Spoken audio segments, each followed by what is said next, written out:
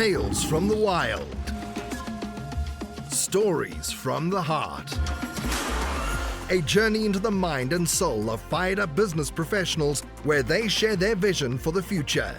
And hear from a different non-profit organization every month as they create awareness of their goals and their needs. Dive into a world of untamed passion as we join our host, Shireen Buerta, for this month's episode of Friends from Wild Places.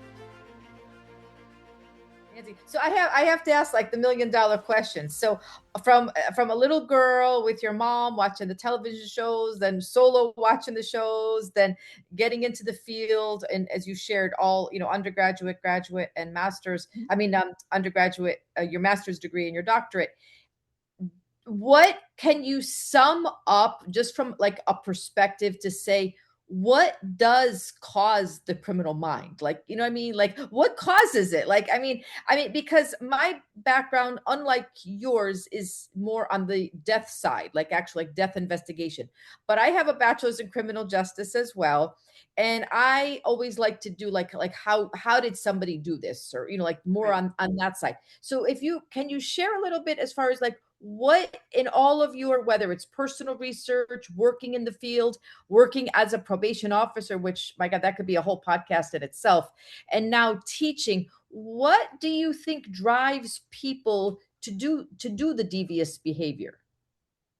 It's multifold. There's not just one thing. Depending on what it is, it could be greed, it could be jealousy, it could be revenge, it could be an ideology, right? Whether it is a social ideology, a religious ideology, it's so many different factors. It could even be stress. It could be a combination, of different types of stressors, right? Financial stressors, family stressors. So it depends on the person. They've learned that depending on the day, many of us can resort to committing a criminal act. It is about self-control. It is about understanding who we are that keeps many of us from committing those crimes. Have we thought about doing those crimes? Absolutely, especially on I-95. Absolutely. But what stops us from committing those crimes are what we call those protective factors, right? Those things that protect us from committing those crimes. Your family, your faith, your community, your job, right? You don't want to lose these things.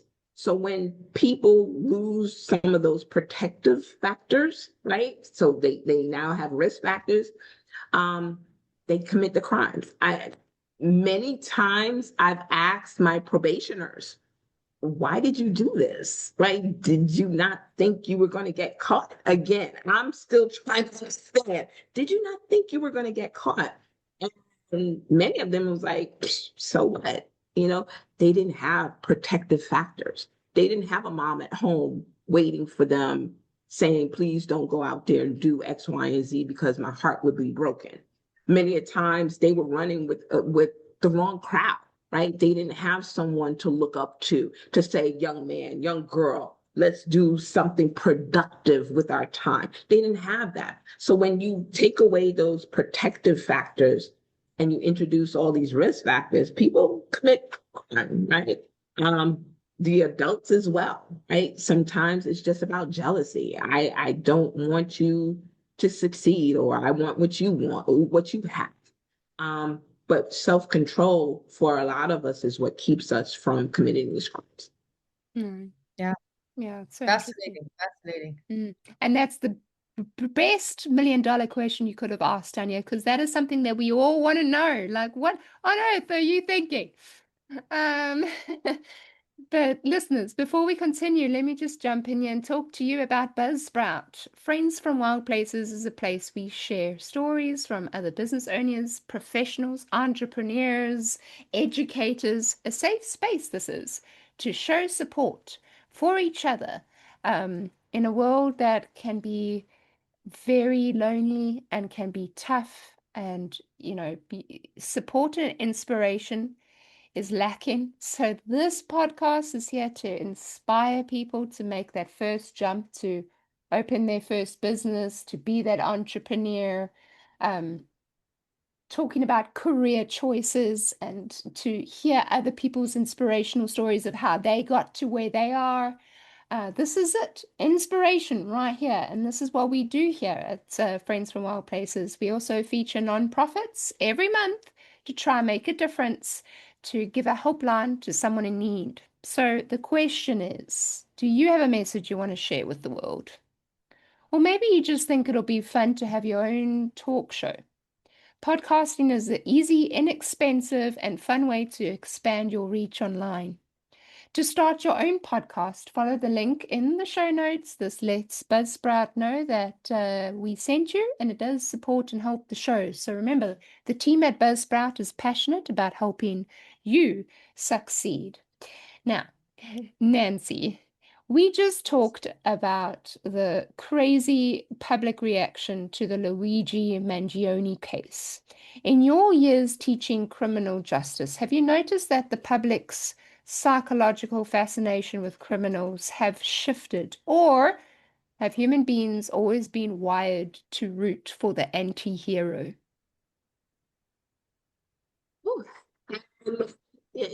Okay, so crime, killing is as old as time. We can see the first recorded killing in the sacred text, right? With Cain killing Abel. So there's always been crime. The public appetite, I think that's I think the public appetite has changed, right? So remember, I spoke about my mom and I watching these soft crime shows, Murder, She Wrote, Magnum PI,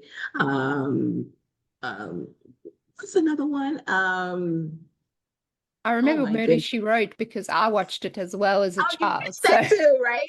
Right?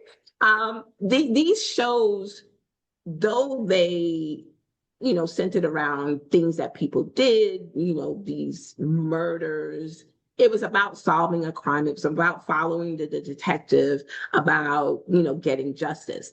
Then we're moving away. There's a shift from the soft crimes to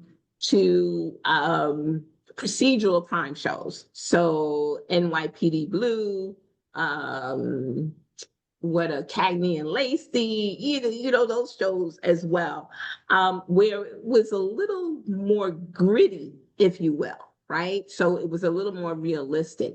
And then you go into the podcasts and the books. So from that, the appetite of society grew. We love to hear about who done it, how did the detectives, solve the crime, and whether or not there's an anti-hero. And if so, were they fighting for us? Were they fighting for the underdog? Were they fighting for the little people? And if so, we're going to root for them, right? That's why Robin Hood, the movie, I think 4 or 5 of them, was so popular, because we understood as a society that you have governments, you have institutions that are a lot of times set up against the little folks, against the regular person. So when we have these TV shows, when we have these podcasts, these books and everything, we're going to root for the one who's going to shed light on injustices always. And I think society nowadays has more of an appetite for that sort of that sort of event. And that's why this case, the Mangione case, he was able to raise, $1.2 or $1.5 million. Well, yeah, because people are like, I understand this, right? My child was rejected for a surgery. My mother, my son, my daughter, my wife, my husband, they understand it. So because of that, they're like, yes, whether or not they agree with murder or killing of a human being, it almost becomes a separate question, right? It's more so I identify with the reason behind what was done. Mm. That's powerful. That's powerful, Nancy. Yeah. Yeah. I have a question. I just want to jump in because it's so fascinating just having you, the opportunity just to ask you questions and sit here this morning. But one of the questions I have is when you have students and we're both professors at Miami-Dade College, obviously in Miami, Florida. When you see students having, sitting in your classroom, what is the expectation of the student? Like, for example, like where do they think they're going to go, and what is the reality? Like, because you said like you've done many things within the criminal justice field. I shared I'm in criminal justice, but I don't do what you do. I'm in the death care. So I'm just fascinated to see what up, like from the college perspective, if you want to speak on that, your classroom, and what is the reality? What kind of jobs can students actually pursue, like realistically?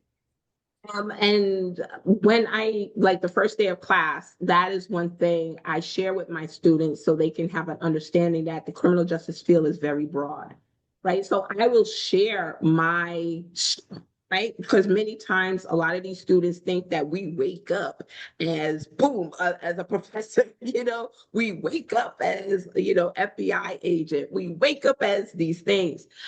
But I often tell them, I had a humble start. I started in retail, and I was putting out my resume out there, and I waited for that call. And that call came while I was on the floor in my retail job saying, you have an interview for fraud investigation. That Monday, and I think it was a Friday, I got the call, and so I told my boss, I won't be in on the weekend. Sorry about this, you know. And so that began my journey. And when I tell my students that I was in retail, it kind of gives legitimacy to the journey, because they're like, oh, okay, so if my professor, who's Dr. So and so, can say that she started off at retail, then I'm okay. I'm the stress, you can see the stress leave their face and leave their body, because they're like, oh, okay. So I was a fraud investigator, I tell them. Then from fraud investigation, I was an enforcement officer for child support. And then from that, I was a probation officer. So I tell them all of these things to let them know that the criminal justice field is wide and varied, right? So that you can do so many different career paths within the criminal justice field. It's not just policing. It's not just corrections. So there are so many things. And then from there, I give them websites that they can go and see and explore. One website is USA, I forget the website. I will pull it up 1 second.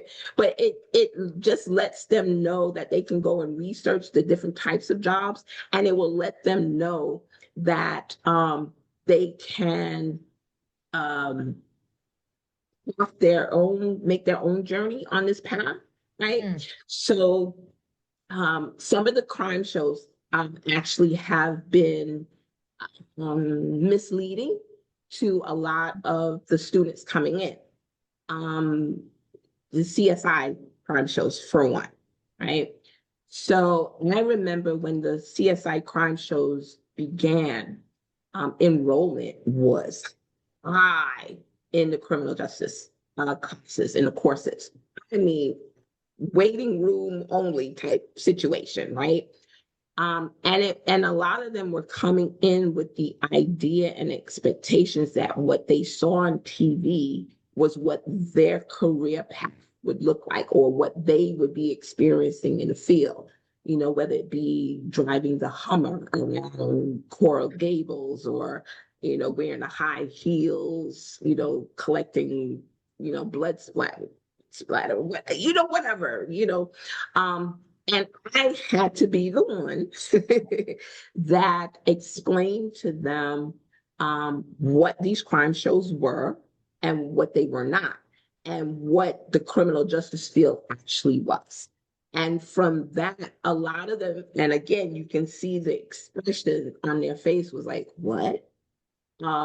They now understood that it it's different. It's not real. What you're seeing on TV a lot of times is for entertainment purposes only. And maybe they should have this a little disclaimer on a lot of these TV shows, the procedural ones, right? The scripted ones for entertainment purposes only.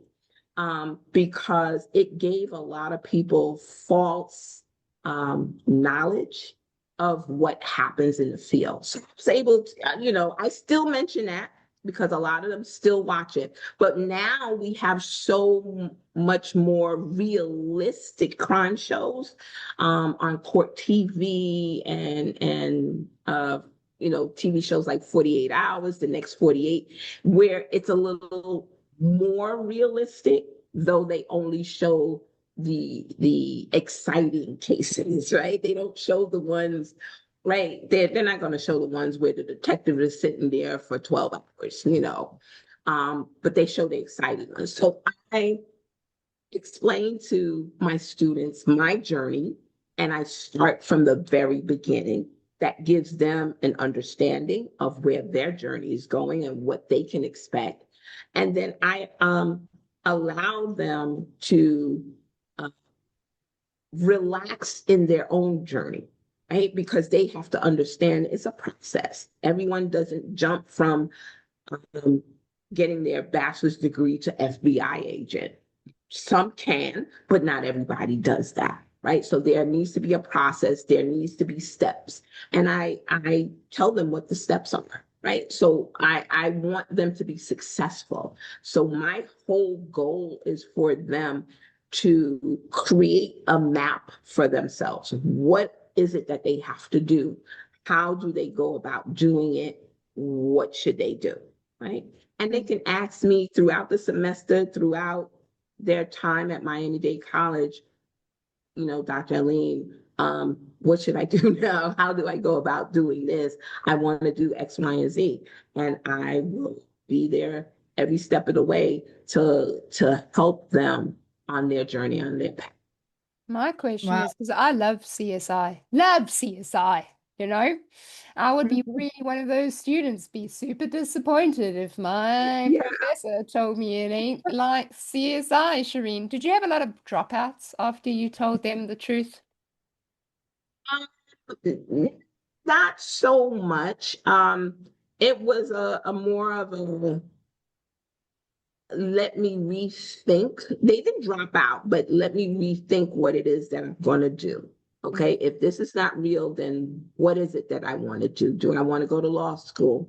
Do I want to be a correction officer? Do I want to? So there was a shift in thinking, not necessarily truth, but a shift in thinking. Okay. But I made sure that they understood that, reality, what you see on TV is two vastly different things. And that's important.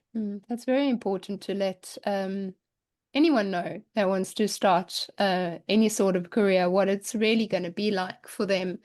But also, your life is a canvas. So if you change your career 3 or 4 times in your life, that's totally fine. So what you started out with is not necessarily how you're going to end your life. So don't put too much pressure on yourselves regarding that.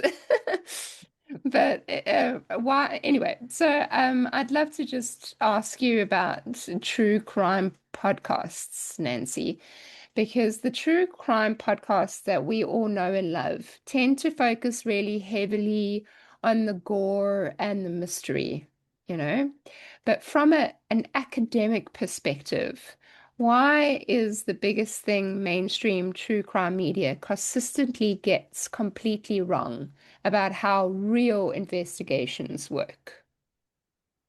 Well, that would be the scope, the pace, and what police actually do, right? So a lot of times, and I'll go back to CSI and a lot of these scripted shows, the podcasts And I was listening to one that was very intriguing. The Adan Syed case Mhm. from Serial. Right. And I was into that.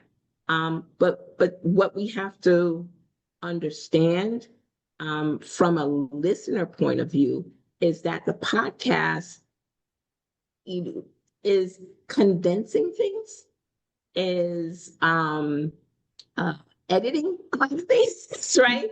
So when we think, oh, they solved this in 45 minutes, minus the commercials, a lot of people expect that a real crime will be solved in that amount of time or quickly. That DNA is always going to be present in every crime that you have, or that there's always going to be a reliable eyewitness, right? And that's not true, right? And a lot of the podcasts will have your witnesses, will have DNA. The TV shows will have the DNA. They will have witnesses. They'll have these fancy, technologically advanced screens that, touch in the air. And so a lot of these departments don't have money for that. They don't have that. They don't have the money for these equipments. They don't have the technology. So now when you're a podcast listener, you're watching these crime shows and you get called in to serve jury duty, your expectation now is, oh, okay, so these police departments got to have blah blah blah blah blah blah, as I saw on that TV show, or I listened to this podcast and they were able to da da da da da da. Why can't these police officers do that? Right. So again, right, there's a little bit of a false expectation when it comes to the listeners when real crime is at stake, right? They believe that it's solvable within an unreasonable amount of time, that the evidence that is collected or not collected should or should not be there, when in reality it's something different. So there's a little disconnect there from some of it, all of it, but some of it. Yeah. I mean, some of the podcasts are actually really good, because it's the one that I know, I think my sister listens to it, then I hear her sometimes when I'm driving in the car with her. It's two lawyers that are trying to um, explain to the listeners everything that's not heard about the case, what they don't hear in the mainstream media. So they explain things better, they give you all the extra factors that are being considered, what it's really like as a lawyer, what they have to take into consideration. So some of them actually are quite informative depending on the perspective that they're coming from. Exactly.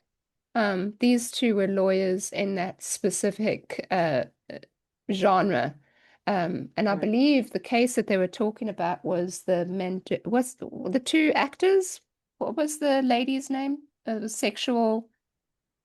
Oh, Maldoni is the guy, I think, and the woman. no, which one that Anyways, is. it was two actors, and she accused him of sexual harassment on the movie scene and set. Can't remember the name, but anyway, these two lawyers in the podcast were giving the lowdown of everything that's not mentioned in the media of what's really going on and why the process is taking so long, because it has been taking so long. It's very drawn out, and they were just giving some really important information. So some of them get it right, to my point in what I was saying. So, but there are some that, yeah, that It's as we mentioned, sensational, right? yeah, They talk about the hot topics, but don't right, delve deep into the specifics of it. Right, because it's all about listeners, hey? How many listenings they can Absolutely. get and downloads they can get. So they'll just stick to the juicy parts, right? People want to Absolutely. hear the Absolutely. juicy parts. Okay, Nancy, you I may have a question. Yep, Nancy, you mentioned that you teach in for the associate's degree students and for the bachelor's degree students, right? What is the difference, A, from the program perspective of both and for job opportunities for the students once they graduate Miami-Dade College? great question. Well, it's one program. It's just split, right? So some Okay. so some just come in for their associates, and those are lower level courses. So your 100, your 200. So your introduction to criminal justice, your introduction to criminology, those sort of courses. From there, they can move on to the 300 to 400 level courses and complete their bachelor's at Miami-Dade College. Some will come in just to do their associates at Miami-Dade and then transfer out to other universities to complete that. Some will come in because they're already working in the field and they want to get their associates or they want to get their bachelor's. So it's different types of students coming in for different types of reasons.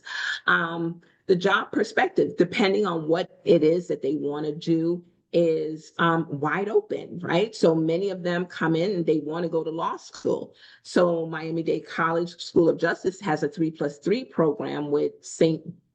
Thomas University, right? So they want to be a lawyer. They want to, they know for sure that this is their path. So with the 3+3 program, we will have a specific pathway, a journey for them to follow to take their courses, some of their courses at Miami-Dade College and some of their courses at St. Thomas University so that they can finish their degree, their Juris Doctorate degree, they're becoming a lawyer much faster. So for that, it depends, right? I've just had a student who just emailed me and said, "Thank you, Professor. I just became a probation officer." And I was like, I was touched.